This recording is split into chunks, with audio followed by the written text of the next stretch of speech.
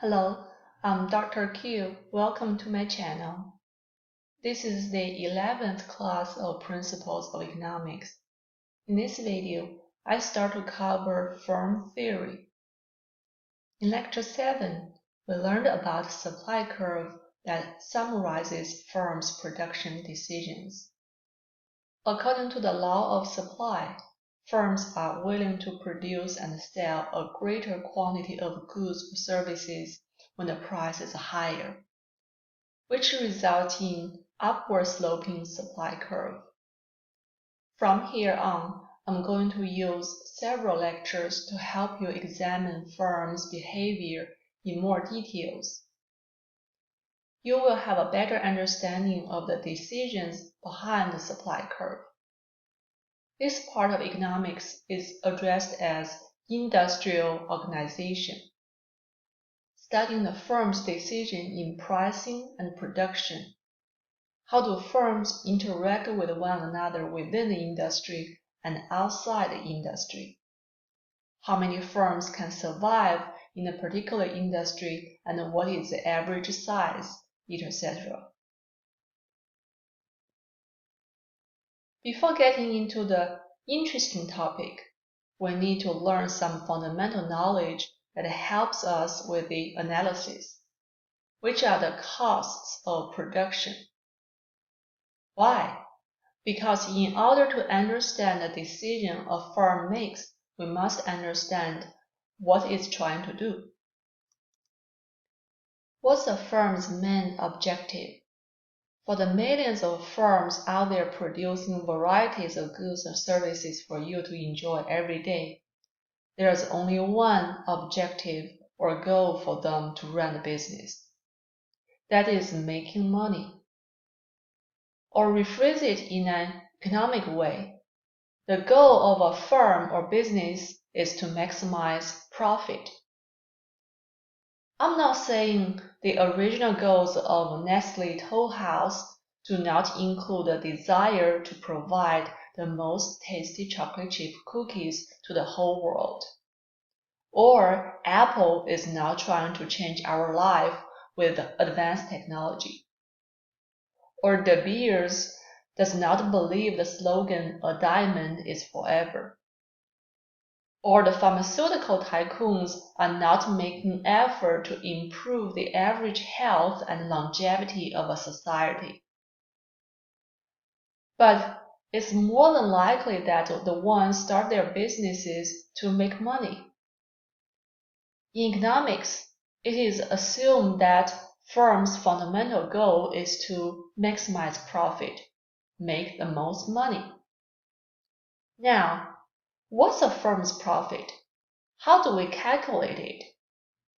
It is simply the difference between the total amount of money the firm collects from selling the goods or services and the total costs of doing so.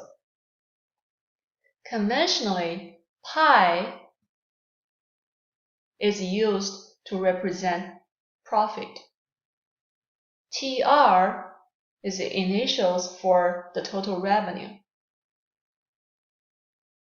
And TC is the abbreviation for total costs. Total revenue is easy to understand. It's simply the product of the price and the quantity of the goods or services sold. Using the example I gave in Lecture 10, if price of a box of strawberry is $3, and at this price, the farmer can sell 1,000 boxes, the total revenue is $3,000.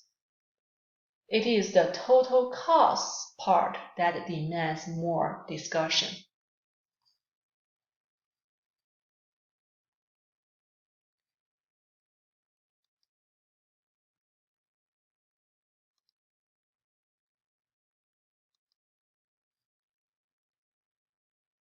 The U.S. Census Bureau has a manufacturers section, which provides the public the summary statistics for the manufacturers in America. I'm here to select North Carolina to show you what the data look like. In order to keep the example consistent, let's focus on one type of business, chocolate production. I use statistics list here to simulate the data I'm going to use for the chocolate production example.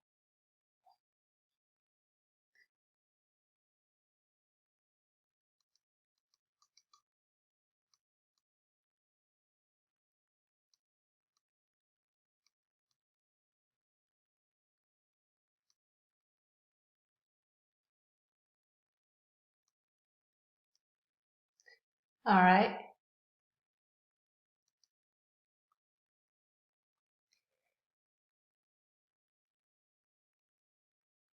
Here is a great description of how chocolate is made.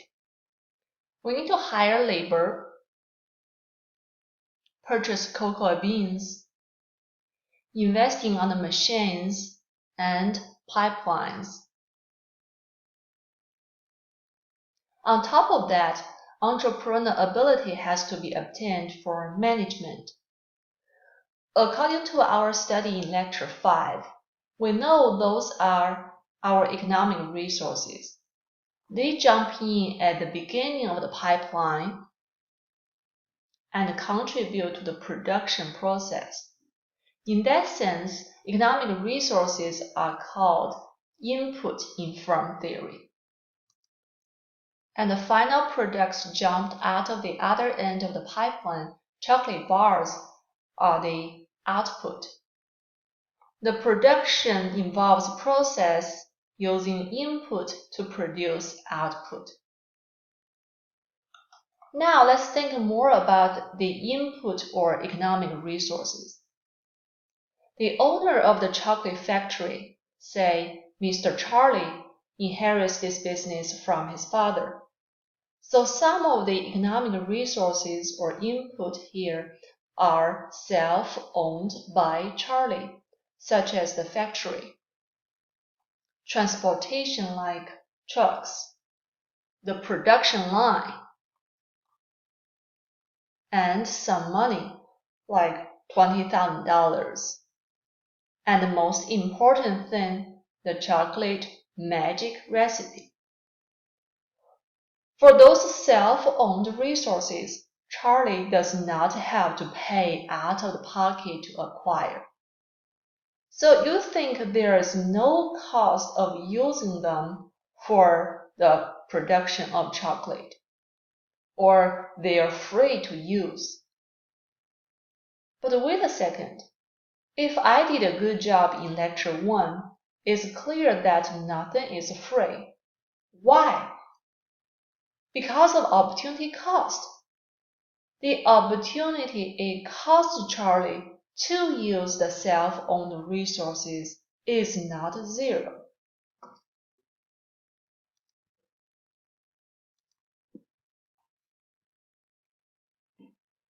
If Charlie does not use the factory to make the firm's own chocolate, instead he could rent the business out annually for $40,000.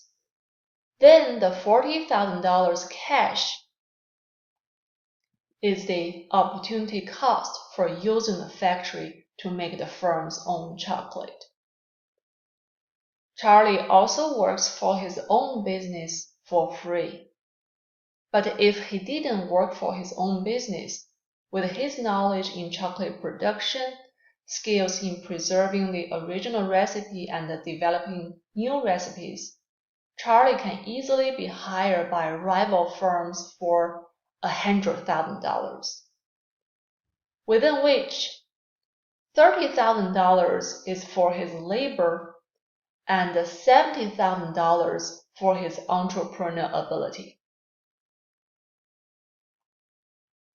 Then the $100,000 is the opportunity cost of using Charlie's own labor and entrepreneurial ability on his own business.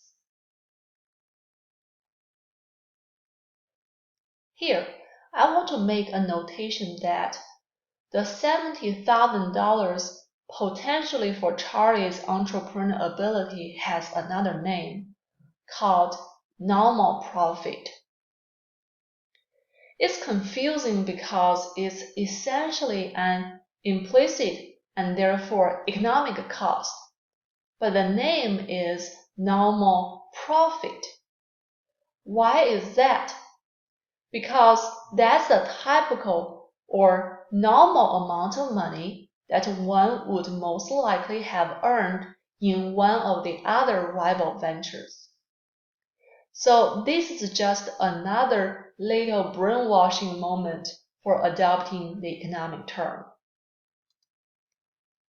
For the $20,000 left by his father, instead of investing in a factory for maintaining the production line and replacing some obsolete machines, Charlie could have lent it out and get $1,000 annual interest. Then the $1,000 is the opportunity cost of investing the money on Charlie's own business. Those opportunity costs of using the resources that it already owns to make the firm's own product rather than selling those resources to outsiders for cash is called implicit cost.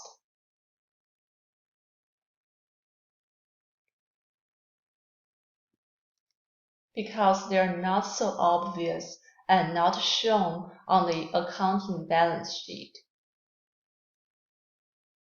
However, in economics, we do include them as part of the economic costs. For the other economic resources, Mr. Charlie does not own the workers. In order to obtain and return the service of labor, he has to pay the workers to work on his factory as opposed to alternative job. The annual payment is $126,800 to obtain and retain the labor. Charlie has to pay for the raw materials of making chocolate, like the cocoa beans, sugar, and milk, and the cocoa butter, and wrapping paper, costs of which sum up to $200,000. Charlie also needs to pay for water, electricity, internet, and IT service if he wants to keep up with the e-commerce, which is another $10,000 annually. Other costs sum up to $20,000. This type of cost is very obvious and is normally shown on the balance sheet. They are called explicit costs. Here's a summary of simplified everything. The total economic costs are composed of explicit costs and implicit costs. In real world, there are varieties of goods to make the chocolate available for the society. And this is the detailed definitions for the three of them. I just want to make note that in Lecture 5, we learned that there are 4 categories of economic resources: natural resources, labor, capital, and entrepreneurial ability. If the owner of the business contributes his or her entrepreneurial ability on the production, then the opportunity cost of this is the income the owner could have earned elsewhere by contributing the entrepreneurial ability. It's one type of implicit costs. As the explicit costs are shown on accounting balance sheet as monetary outlays, explicit costs has another name, accounting costs. The two can be exchangeable. In economics class, using explicit costs is preferred. Now, back to the Charlie's chocolate factory. If the annual sale A proxy for total revenue is $500,000. Let's calculate the profit. Entering all the data in this spreadsheet, total revenue is $500,000 minus the payment for non-self-owned resources such as labor, materials, utility, and others. The summation of all four items is the explicit costs, $356,800. Subtracting that from total revenue, we get a profit of $143,200. This is called accounting profit, as it only includes explicit or accounting costs as the costs. So don't celebrate this seemingly high accounting profit too early. In economics, we have to further subtract the implicit costs, such as foregone rent, foregone wage, foregone income for entrepreneur ability, and foregone interest from this accounting profit. The total implicit costs are $141,000. The final economic profit is only $2,200. You may think that this is ridiculously low. Actually, this is not bad at all.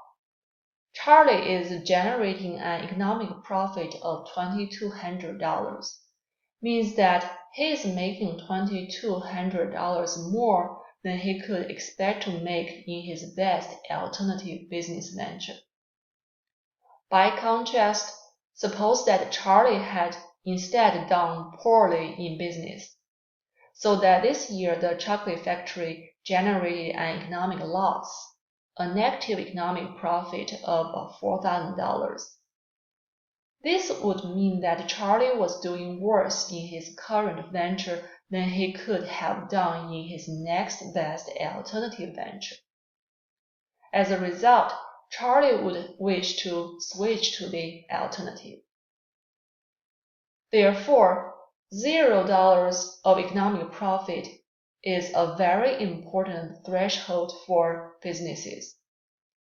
If a firm is breaking even, that is, earning exactly $0 of economic profit, then its entrepreneurs know that they're doing exactly as well as they could have in their best alternative business venture. They're earning enough to cover all the explicit costs and implicit costs, including the normal profit that they could expect to earn in other business ventures. Thus, they have no incentive to switch the business. On the other hand, anyone running a positive economic profit knows they're doing better than they could in alternative ventures and will want to continue doing what they're doing or maybe even expand their business. And anyone running an economic loss or negative economic profit knows that they could do better by switching to something else. It is for this reason that economists focus on economic profits rather than accounting profits. Simply put, economic profit directs how resources are allocated in the economy. Entrepreneurs running economic losses close their current businesses, thereby liberating the land, labor, capital, and entrepreneur ability that they had been using. These resources are freed up to be used by firms that are generating positive economic profits or that are at least breaking even. Resources therefore flow from producing goods and services with lower benefits towards producing goods or services with higher benefits. Allocation efficiency increases as firms are led by their profit signals to produce more of what consumers want. In economics, if a business earns zero economic profit, it can also be referred as breaking even or only earning a normal profit. The three of them phrase the same situation.